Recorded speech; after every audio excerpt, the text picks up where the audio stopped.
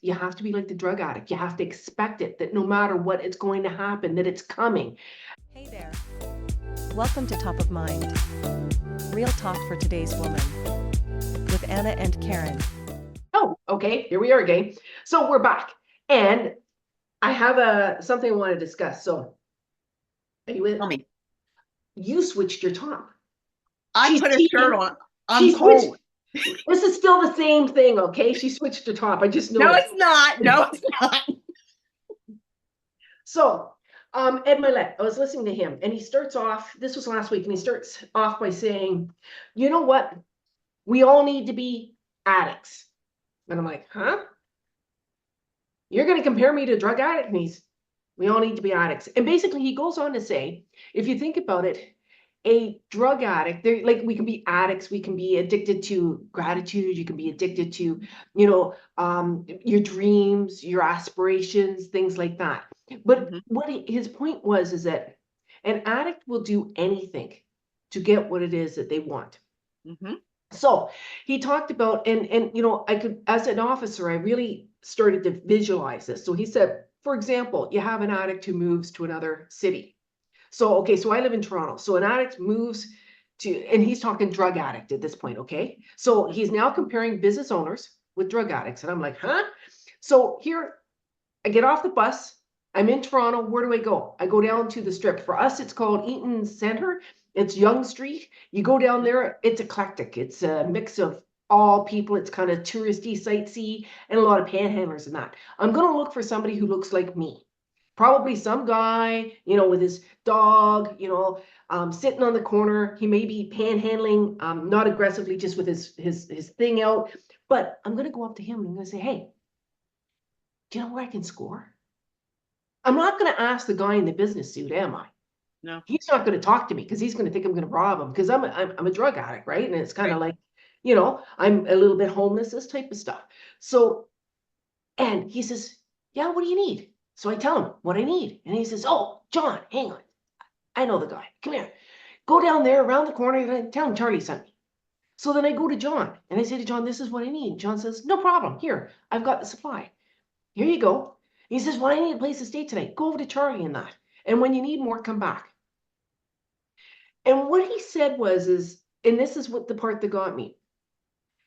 There is no question for that drug addict that the entire time that they are on their way to Toronto and everything like that, or wherever it is in the world, what they are thinking about is that they must have and the need. The must is the desire. The need is a goal. Interesting. And that their must and need is so high.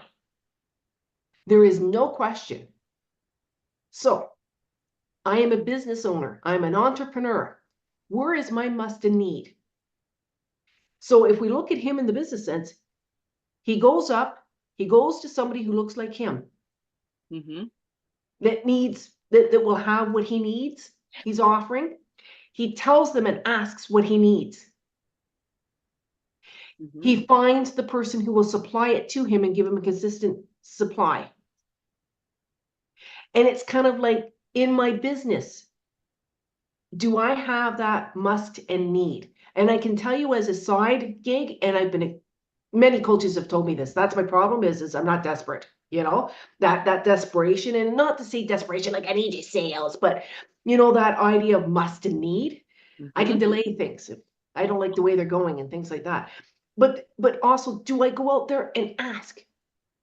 Do I tell people what I have? Do I ask them what I need? Do I do that tap?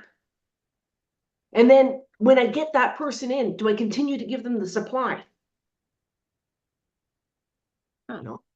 And it really was just a moment of, whoa. It's like my answer to those are no. And that's a problem. That's a problem. Very interesting. So let me ask you this. As a coach, the supply. Yeah. What is that for you? It's what I'm offering. Okay, right. But so my programs. Okay. So you have a consistent supply of programs. Yes. To help you raise your confidence, which helps you to achieve your goals. Okay. And sometimes the biggest goal, as far as I'm concerned, is freedom. I got you. Okay. Interesting. That's a very, because I've seen it like before where people will say, um, that the meth head never worries about where or how they're going to get their meth. Like Oh, they just find a way. no. Well, more than that, it's not just find a way, they know.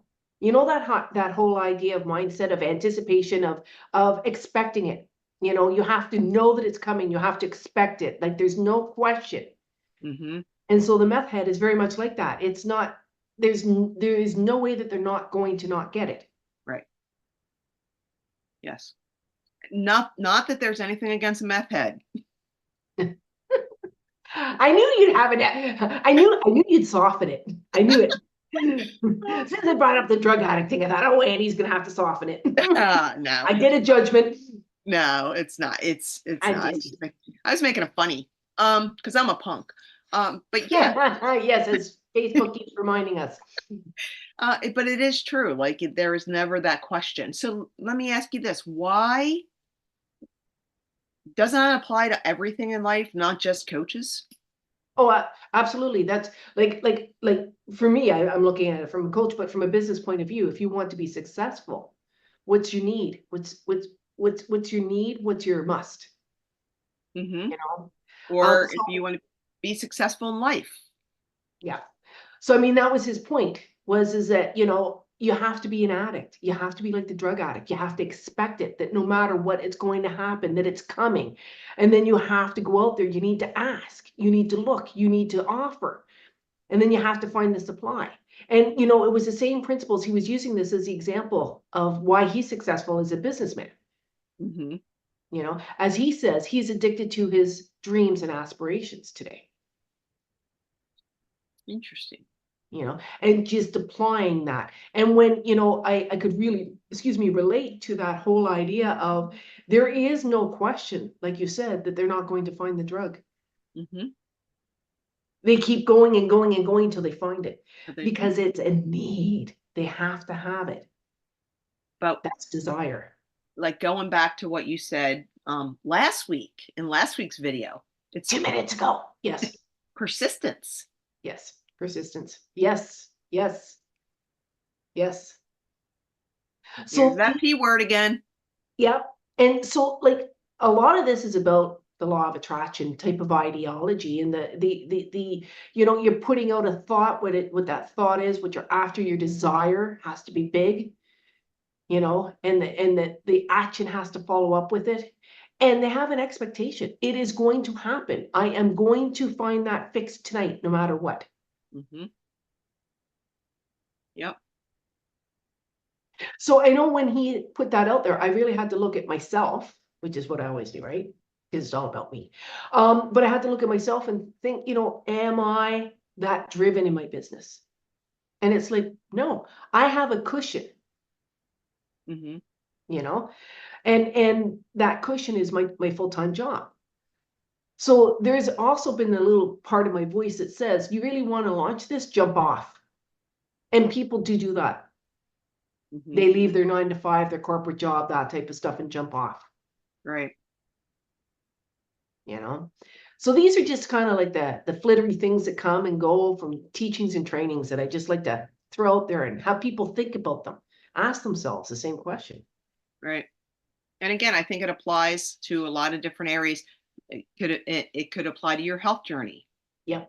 Oh, absolutely. Like it could you brought it up in terms of a drug addict and then like a business owner, but just about every aspect. You want to be happy. What does that look like? You want to be healthy. What does that look like? Yep.